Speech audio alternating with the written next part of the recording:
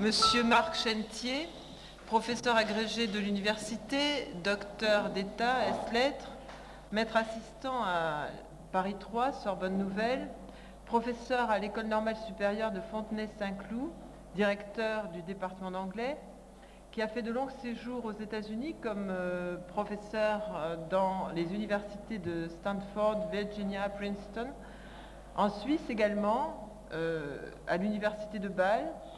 Monsieur Marc Chentier est rédacteur de la revue française d'études américaines, de la revue Europe, animateur du séminaire international d'anglistique Plinaments. Monsieur Chentier a écrit 9 livres sur la littérature américaine, édités en France et aux États-Unis. Actuellement, il prépare un ouvrage, Figures de l'écriture dans la fiction américaine contemporaine. Il est également l'auteur de plus de 200 articles publiés déjà, et de très nombreuses traductions de poètes, d'essayistes, de romanciers américains, notamment Richard Brautigan, Willa Cather, Jerome Charin, je crois que je prononce bien, je ne sais pas. Hier après-midi, Monsieur Chentier nous a présenté une conférence sur la traduction et l'enseignement, en soulevant tous les problèmes de l'enseignement de la traduction, mais également en montrant tout le bien fondé de cet enseignement. Aujourd'hui, à l'appui de textes que l'on vient de vous distribuer, il va nous présenter, à partir de son grand savoir en la matière et de son vécu personnel, un sujet qui nous passionne tous, soit parce que nous pratiquons la traduction, soit parce que nous en profitons. Il s'agit de la traduction littéraire. Cet été, j'ai eu la chance, lors d'un stage linguistique en France, de participer à un module que M. Chentier animait sur ce thème. J'ai retenu des axes forts de son module, et en particulier des questions de sur- et de sous-traduction, la responsabilité morale du traducteur vis-à-vis de sa traduction. Et j'avais relevé à ce moment-là quelques phrases que j'avais trouvées très profondes et très justes. Et je me permets en introduction de citer au moins 3 de ces phrases. Monsieur Chentier avait dit: le texte littéraire est toujours une navigation sur crête et la traduction oblige de tomber d'un côté. Il avait dit encore: il y a quelque chose de passionnel dans la traduction qui fait qu'on peut assumer un travail très solitaire et laborieux. Et encore cette dernière phrase: le rapport aux choses passe toujours par les mots, la littérature élargit notre vision du monde parce qu'elle nous donne les moyens de voir. Je cède maintenant la parole à Monsieur Chentier qui va donc nous parler de la traduction littéraire. Merci Madame. Merci de votre accueil et de votre présence à tous. Je suis tout particulièrement reconnaissant aux organisateurs de cette conférence d'avoir eu le tact extraordinaire de couper en deux l'heure de décalage horaire qui me sépare de mon heure habituelle et de me faire commencer à 10h30 à la place de 10h, ce qui arrange tout le monde. J'ai hier parlé de traduction de façon assez générale et j'ai eu l'impolitesse de me défausser d'un certain nombre de questions qui m'étaient posées hier sur la séance d'aujourd'hui.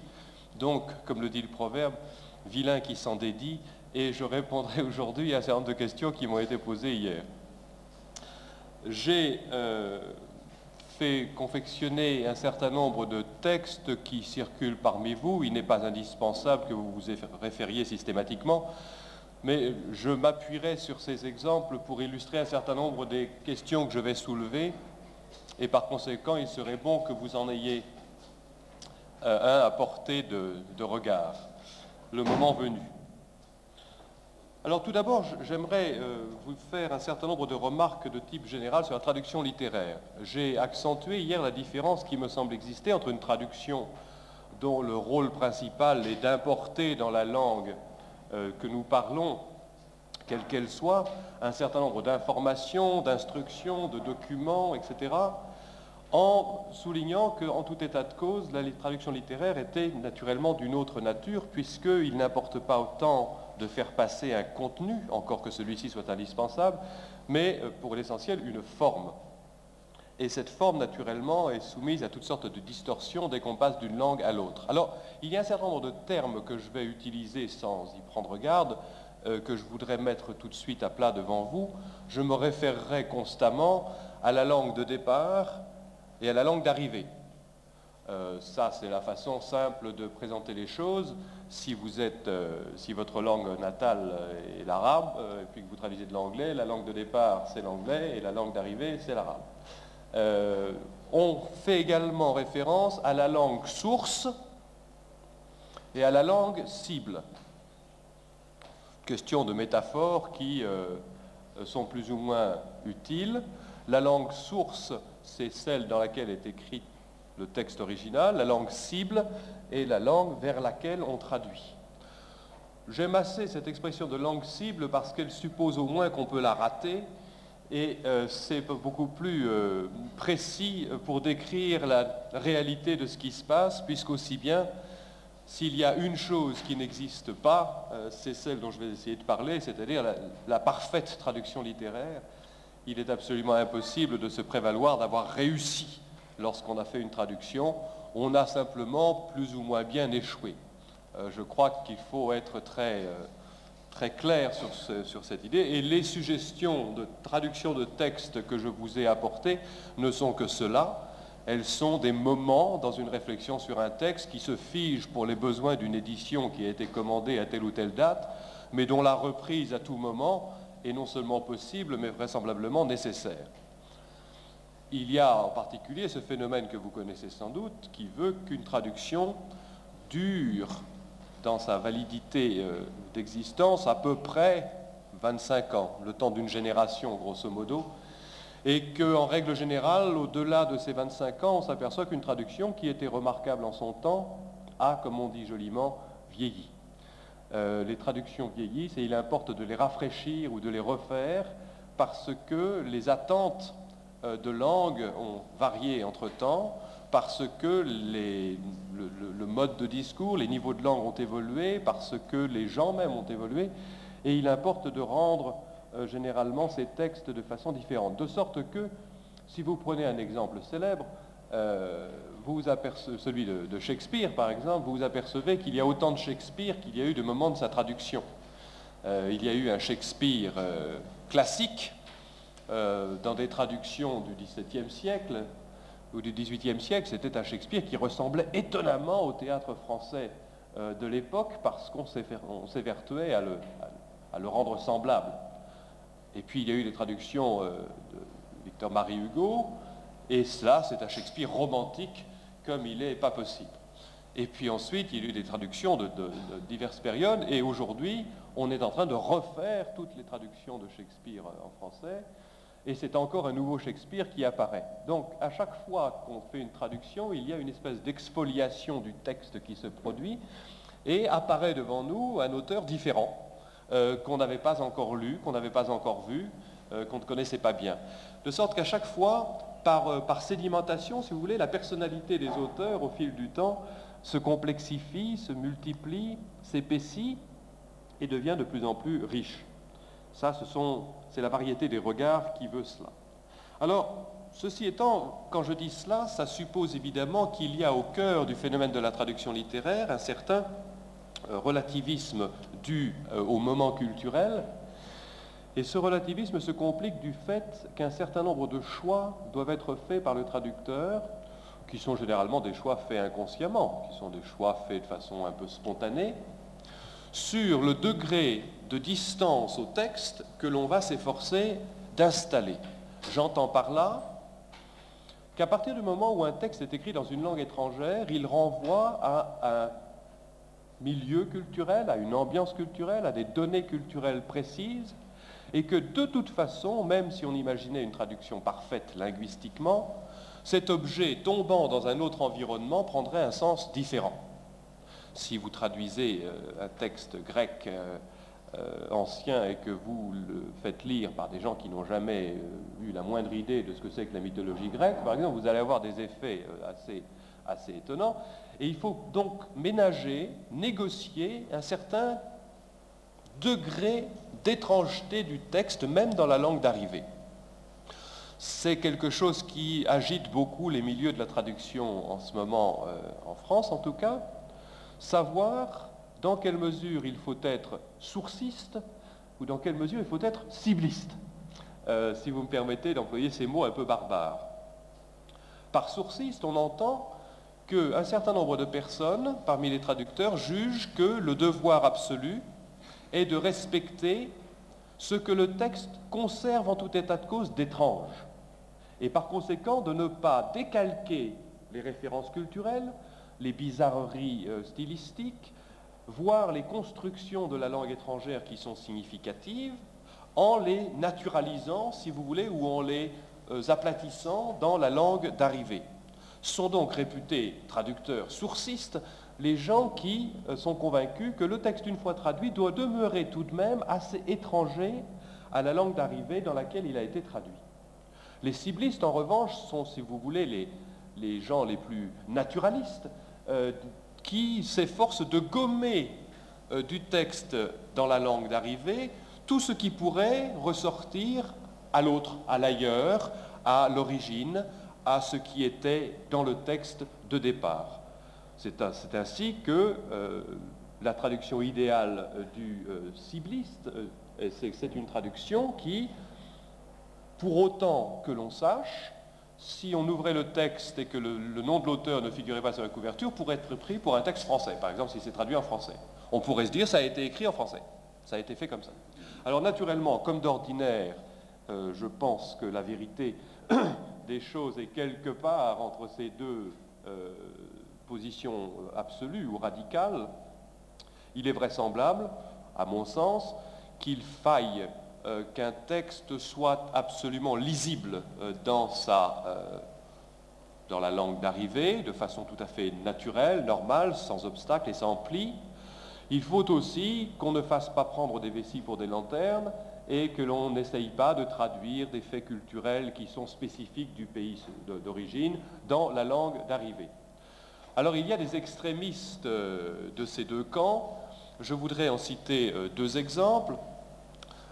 Pour les extrémistes de la naturalisation des textes, ou les ciblistes extrémistes, si vous voulez, il y a vraiment pléthore. Il y a un grand choix des traducteurs qui délibérément, parfois d'ailleurs sous la pression de l'éditeur, si l'éditeur a des idées très particulières sur la question, vont traduire jusqu'au phénomène culturel intraduisible. À la limite, si vous voulez, je vais exagérer, mais ça pourrait être ça. Si vous avez dans un texte arabe le mot mosquée, il pourrait être traduit dans le texte d'arrivée par église.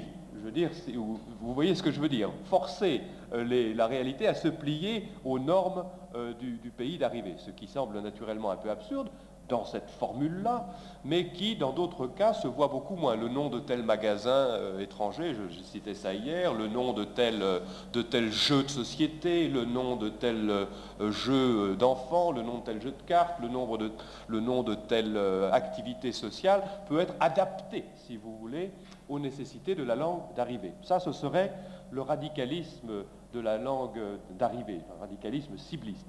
Et puis alors, il y a les sourcistes furieux, au nombre desquels un très grand penseur français qui s'appelle Henri Méchenique. Et pour Henri Méchenique, non seulement il faut conserver au texte tel qu'il est traduit une certaine étrangeté, mais dans la mesure où le texte d'origine, dans sa langue d'origine, est parfaitement incompréhensible pour qui ne parle pas cette langue, il faut à la limite que le texte, une fois traduit dans la langue que l'on pratique, demeure largement incompréhensible.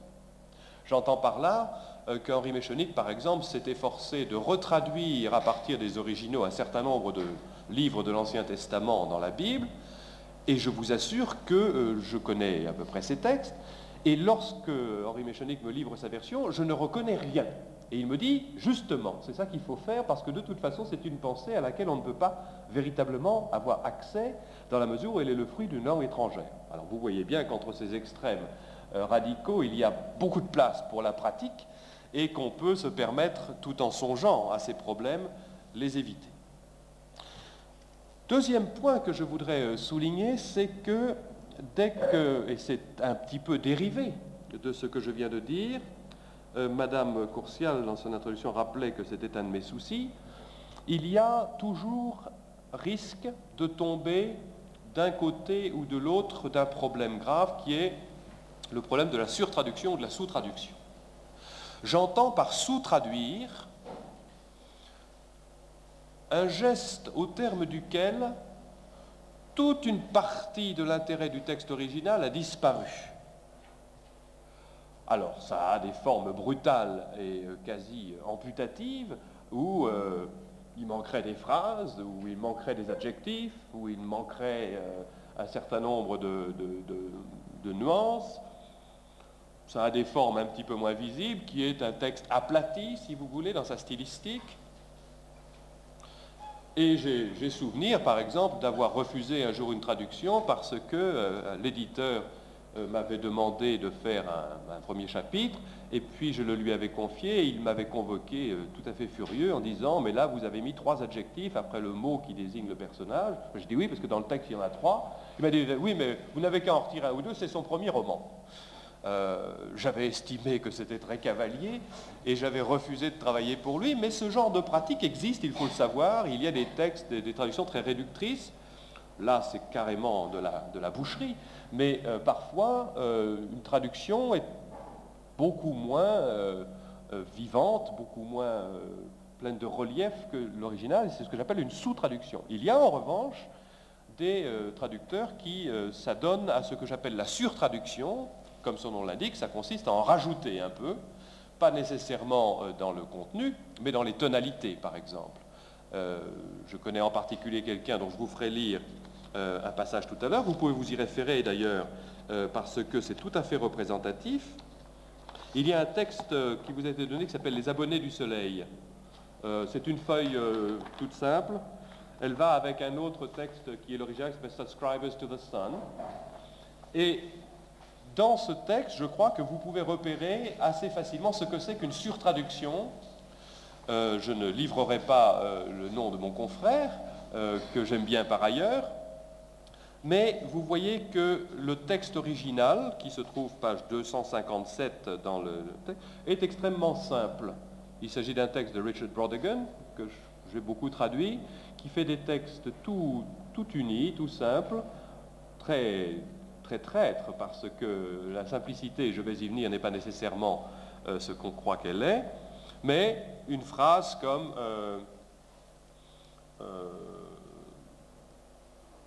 It's morning and soon the teletype will start and this hotel in Tokyo will be connected like a bridge directly with the events of the world as they happen, est extrêmement simple. Là, le premier paragraphe suit, mais dans la suite du texte, si vous regardez ça, je ne vais pas vous prendre votre temps avec ça, vous pourrez regarder ça a posteriori, il y a toutes sortes d'inversions qui se produisent dans le texte qui ne sont pas justifiées par l'original. Et là, c'est une tentative pour raidir un petit peu un texte qui a tendance à s'affaisser à la traduction. Alors, je ne jette pas la pierre aux gens qui surtraduisent parce que je sais pourquoi ils le font, je crois. Lorsqu'on traduit des textes très touffus, très difficile, stylistiquement très complexe, très élaboré, très esthétisant, très foisonnant, très riche. Même si on perd un petit peu à la traduction, il en reste bien assez pour que le texte demeure beau et riche et foisonnant et intéressant. La déperdition automatique qui se produit à la traduction affecte une masse tellement importante que, ma foi, on ne s'aperçoit pas trop de la déperdition. Les traductions de Faulkner, par exemple, ou plus anciennement les traductions de gens comme Thomas Brown au XVIe siècle, au XVIIe siècle, tous ces textes extrêmement foisonnants, traduits en français, ma foi, conservent suffisamment de rutilance pour passer. En revanche, lorsqu'on traduit un texte qui, dans son original, est extrêmement simple, en vertu de la même règle au terme de laquelle il y a une déperdition quoi qu'on fasse, le texte s'affaisse de telle façon qu'il reste presque plus rien. En d'autres termes, si vous fonctionnez à 1 mètre au-dessus du sol, même si vous baissez de 10 cm, vous ne courez toujours aucun danger. En revanche, si vous fonctionnez à 10 cm du sol et que vous baissez de 10 cm, vous avez de graves problèmes d'équilibre et de survie. Et c'est ce qui se passe pour des textes très simples, qui paraissent très simples, dont on s'aperçoit que la moindre modification de cette écriture extrêmement fine, extrêmement calculée, entraîne des catastrophes et des écrasements du texte tout à fait coupables. Ce qui me fait dire de façon générale et peut-être un peu provocatrice qu'il n'existe pas de traduction simple. Je crois que toute traduction pose des problèmes de nature différente, mais pose toujours des problèmes. Ne serait-ce que parce que, dans un environnement littéraire donné, quelqu'un qui prend le risque d'écrire des phrases extrêmement simples, à la limite du bébête, ce qui est parfois le cas de Braudagin, on peut très bien se dire, mais si je traduis ça en français, on va croire que j'ai appauvri le texte. Donc la tentation est grande de toujours forcer un peu la note pour qu'on voit bien qu'il s'agit de textes littéraires. Et du coup, la traduction d'un certain nombre de Braudagin a été bien exagérée, de manière à ce qu'on voit que c'était quelqu'un qui savait faire des phrases. Mais lui savait faire des phrases simples et on lui fait faire des phrases compliquées. Alors c'est un problème tout à fait difficile, mais il faut le lire, ce problème, dans un contexte tout à fait pragmatique. La vérité des choses, c'est que quand vous traduisez un texte littéraire d'une langue étrangère, pour peu que ce texte, volontairement, soit maladroit, volontairement fasse des erreurs, volontairement fasse des effets bizarres, parce qu'après tout auteur est libre de manipuler sa langue comme il l'entend.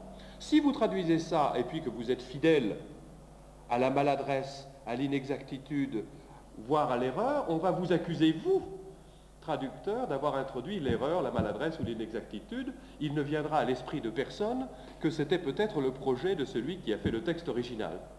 Donc on est toujours menacé d'être condamné par des gens qui vont attribuer toute modulation du texte sortant de l'ordinaire à une défaillance du traducteur plutôt qu'à une volonté de la part de l'auteur. C'est une question extrêmement difficile à résoudre qui fait que parfois le traducteur désireux de préserver sa réputation va corriger l'original dans la traduction pour ne pas être accusé d'avoir commis une faute de langue. Et c'est des tentations auxquelles, j'avoue, on est parfois très près de céder. Et je crois que là, il y a des choses qui sont très injustes, comme dans beaucoup de lieux. Si on trouve sous la plume d'un traducteur réputé, qui a fait beaucoup de livres, dont la traduction a été respectée, quelque chose qui ressemble à une erreur ou une maladresse, on va dire « Ah, il a fait beaucoup d'efforts pour rendre cette maladresse ou cette erreur ». Alors que si on trouve cette même maladresse ou cette même erreur, entre guillemets, sous la plume d'un débutant, on va lui dire « C'est pas la peine d'assister, jeune homme ou madame, vous n'êtes pas doué pour la profession ». Il y a là quelque chose d'extraordinairement injuste, qu'on retrouve d'ailleurs, puisque nous sommes entre universitaires, de façon beaucoup plus générale ailleurs. Je veux dire, je pourrais vous donner le titre de 10 ou 15 articles que j'ai publiés, qui, s'ils avaient été mon premier, auraient été refusés. Enfin, je veux dire, c'est évident, ça. Tout le monde sait ça. L'eau va à la rivière et on fait confiance aux gens qui ont déjà fait du travail. Mais ça me choque toujours profondément qu'il soit beaucoup plus difficile de placer un premier article que le 25e ou le 32e. C'est tout à fait injuste parce que ce n'est pas seulement la qualité qui compte. Et pour la traduction, c'est pareil. Si un traducteur se mêle de prendre des risques alors que sa réputation n'est pas assurée, il menace carrément son emploi. Petite parenthèse, j'ai la chance extraordinaire, et c'est pourquoi je vous parle de façon un peu clandestine, de n'être pas traducteur à plein temps. Je ne gagne pas ma vie en traduisant, heureusement. J'ai un emploi, je suis professeur, et il se trouve que je fais de la traduction parce que ça m'intéresse. Mais il faut que vous sachiez, et je dis ça pas pour parler de moi, mais pour vous expliquer autre chose qui, dans une certaine mesure, explique la qualité ou la manque de qualité de certaines traductions, c'est qu'un traducteur qui travaille à plein temps, pour pouvoir gagner sa vie de façon normale, c'est-à-dire quelqu'un qui a la perversion habituelle que nous avons tous de manger 3 fois par jour, par exemple, pour arriver à survivre, doit absolument, j'ai fait un petit calcul, pour vivre décemment, traduire au moins 4 romans par an. Or, 4 romans par an, c'est beaucoup de travail. Et si votre objectif, c'est de faire 4 romans par an, parce que vous avez envie de manger tous les jours, eh bien, vous allez aller plus vite qu'il ne faudrait parfois. Et un certain nombre des techniques qui sont nécessaires à la traduction, et que j'ai la chance de pouvoir pratiquer, par exemple l'attente, sont interdites à des gens dont c'est le métier principal. La meilleure façon de faire une traduction, je viendrai au détail tout à l'heure, mais implique qu'au bout d'un certain nombre d'heures de travail, on laisse tout tomber dans un coin et on attend 2 ou 3 mois que les choses se décantent. Et puis après, on reprend le manuscrit, on dit « Ouh là là, ça ne va pas du tout », mais on ne peut pas le voir quand on a les pieds dedans, évidemment. Il faut donc avoir le temps d'attendre. Et ça, lorsqu'on est traducteur professionnel, on ne peut pas se le permettre, sauf à avoir tellement de traductions entre elles qu'on passe de l'une à l'autre et on fait des espèces de quinconces dans l'organisation de son travail. Mais ça me paraît extrêmement difficile. Donc je n'en veux jamais à des gens qui font des traductions qui ne sont pas aussi bonnes qu'elles pourraient être, parce que je sais dans quelles conditions ces gens travaillent, et il est très difficile de leur jeter la pierre dans la mesure où leurs conditions de travail sont difficiles. Alors ça, c'était les remarques de type général, et maintenant j'aimerais en venir, si vous me permettez, à un certain nombre de types de problèmes que rencontre nécessairement le traducteur de textes littéraires. J'avais suggéré, c'est que le texte littéraire, pour sa traduction, implique une attention extrême à la façon dont c'est fait. Les sujets de romans, vous savez, après tout, sont en nombre fini. Si on continue de faire de la littérature, c'est qu'il y a une extraordinaire variété de moyens de le faire.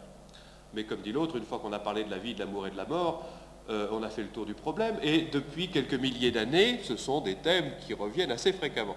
Mais toujours de façon différente. C'est donc la façon dont c'est fait qui importe. Il ne viendrait à personne l'idée, en regardant un tableau de Cézanne, par exemple, de faire tout un développement sur la qualité des pommes et le goût qu'il a pour les Golden, les Granny Smith ou les différentes sortes de pommes. Cézanne ne peint pas des pommes parce qu'il s'intéresse aux pommes. Il s'en sert pour une certaine technique, pour une certaine vision de ce que c'est que l'acte de peindre. Et de la même manière, la littérature prend des sujets et y applique une forme. Et très certainement, dans la plupart des grands textes, la forme est son propre sujet.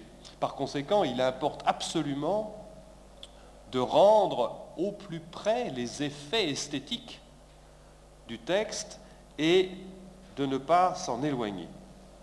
De sorte qu'on se retrouve coincé, nécessairement, quel que soit le texte, dans des problèmes de rythme, dans des problèmes de sonorité, dans des problèmes de jeu de mots, dans des problèmes de contraintes formelles, dans des problèmes de polysémie.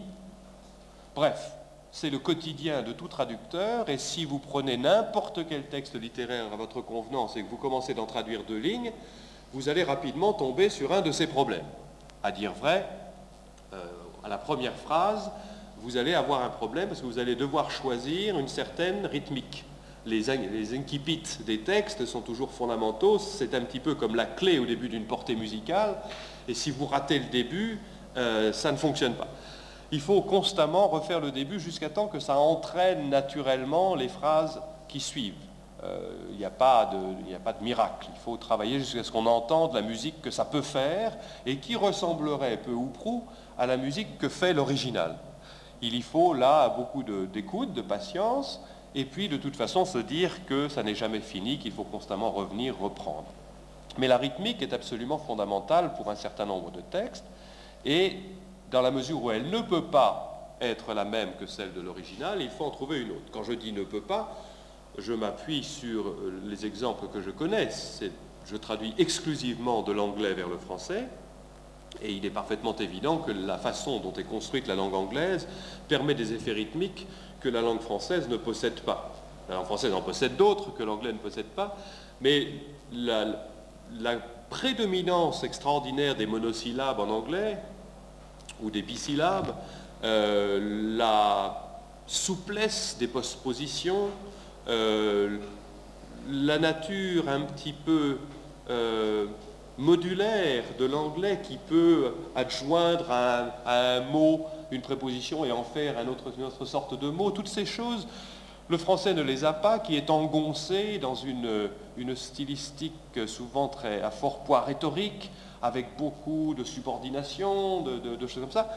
Il faut négocier ces différences qui tiennent à ce que l'on appelle le génie des langues, la nature même dont ces langues sont conçues, et essayer de tailler une route entre les divers obstacles qui ne cessent de se présenter. Mais s'éloigner de Charybde, c'est toujours tomber dans ce là et on est constamment pris entre le moins mal et le pire. Bon, c'est à peu près l'espoir qui est laissé. Mais il faut avoir en tête ces problèmes, même si on ne se sent pas totalement capable de les résoudre, au moins pour essayer. Alors par exemple, pour ce qui concerne la rythmique, je vous ai apporté, c'est pas seulement la rythmique d'ailleurs, parmi les textes qui circulent, mais je vais lire les passages qui importent au fur et à mesure, il y a par exemple le texte de John Yao, qui est un jeune poète américain d'origine chinoise. Et John Yao a fait un peu... J'ai choisi cet exemple parce qu'il était particulièrement embêtant. Je n'ai apporté que des choses embêtantes. Pardon? Alors, ça s'appelle 10 songs en anglais et dizaines en français. Il doit y en avoir quelques-uns qui circulent dans la salle. Alors là, je veux simplement vous le lire de manière à ce que ces choses s'entendent et puis après vous dire comment j'ai essayé de me débrouiller, mais véritablement sans grand espoir d'être parvenu à faire ce qu'il aurait fallu. Vous allez être perdu assez rapidement, mais c'est normal. Le texte est fait pour ça. Hein? Le texte est fait pour vous perdre. Trying to find a way to say something that would make it sense. Trying to find a way to weigh something that would make its own length. Finding it, trying to say something that would make a length of. Finding the saying of something, weighing the sense of it, trying. Making the trying something that would find its sense. Sense in the making, trying to find something it says. Saying the finding is there to find, is making it make sense. Making it make sense is finding something to say. Something to say is finding a lens to sense the making. Something making the making, something else. Il y a là un texte dont le sens est absolument solide. C'est un texte, un poème, comme on dit, poétologique, un poème sur la poésie. Et ce phénomène d'involution formelle de refléter sa complexité serait tombé à côté de la plaque. Parce qu'en même temps que le poème explique ce que fait un poème, il fait ce qu'il dit. Bon, ce qui est généralement la marque d'un poème intéressant, la bonne littérature fait toujours ce qu'elle dit. Elle ne se contente pas de le dire. Hein.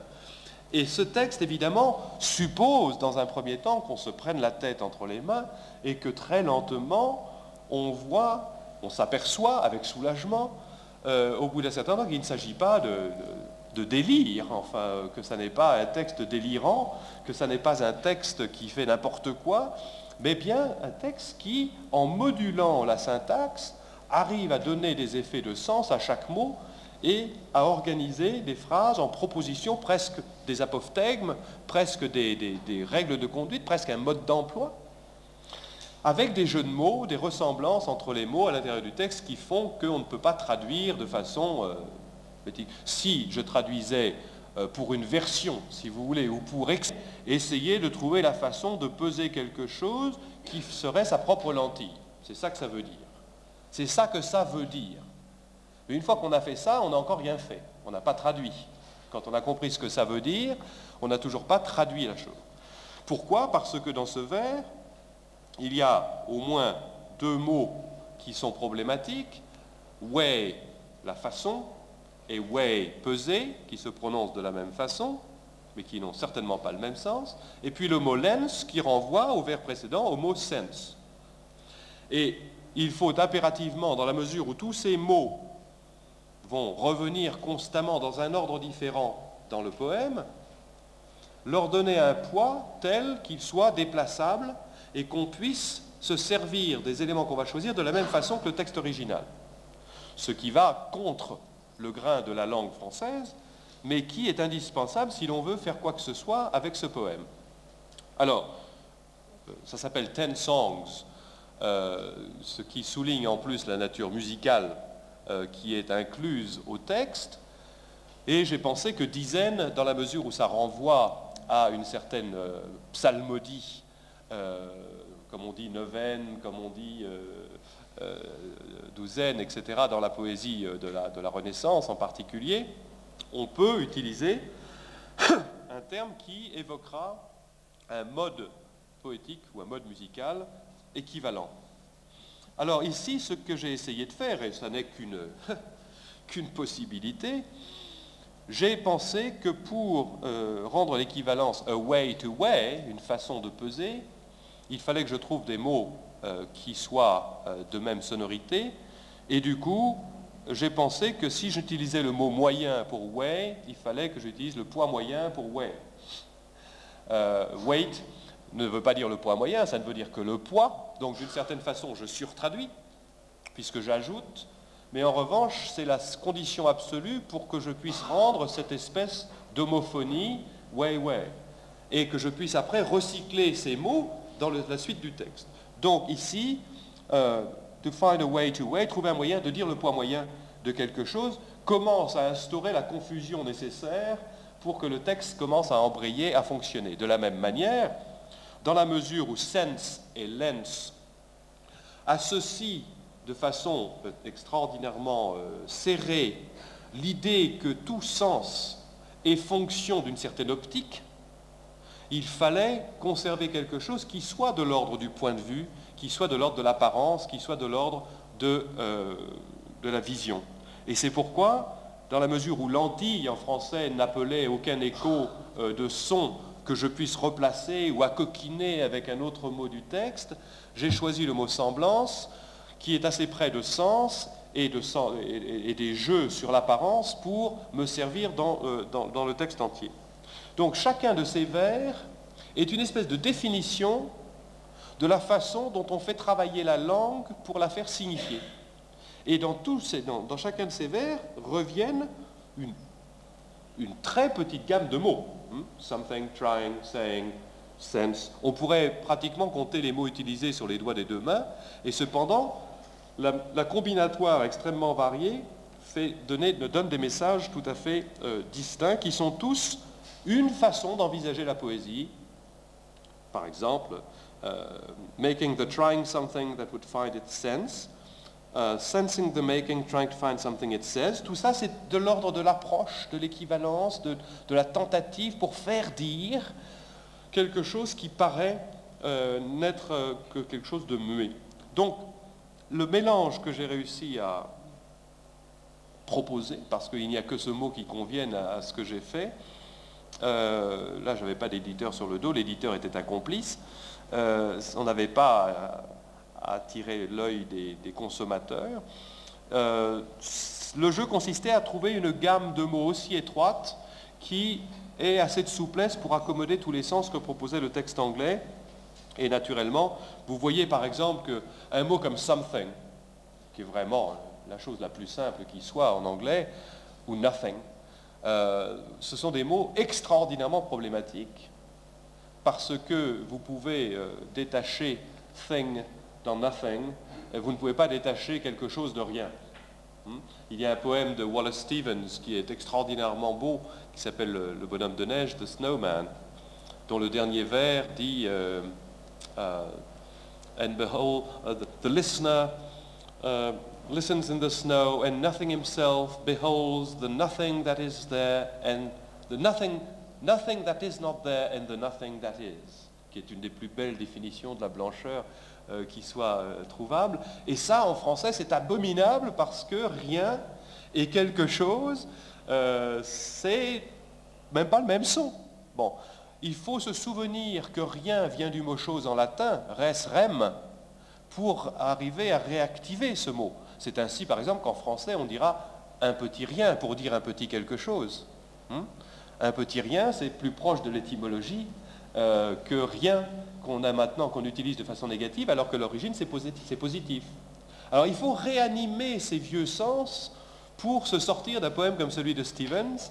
Et ici, je crois que la lourdeur invraisemblable de quelque chose dans mon texte est certainement très lointaine de cette espèce de sonorité tintinabulante du something en anglais qui rime avec saying, qui rime avec weighing, qui rime avec toutes les formes en ing et qui fait à la limite au bout du poème de something presque un participe présent, comme s'il y avait un verbe qui était to someth et dont on faisait un participe présent. Et il y a quelque chose d'extraordinairement spectaculaire pour le travail de la langue sur elle-même dans un poème et qui pose les problèmes que vous voyez.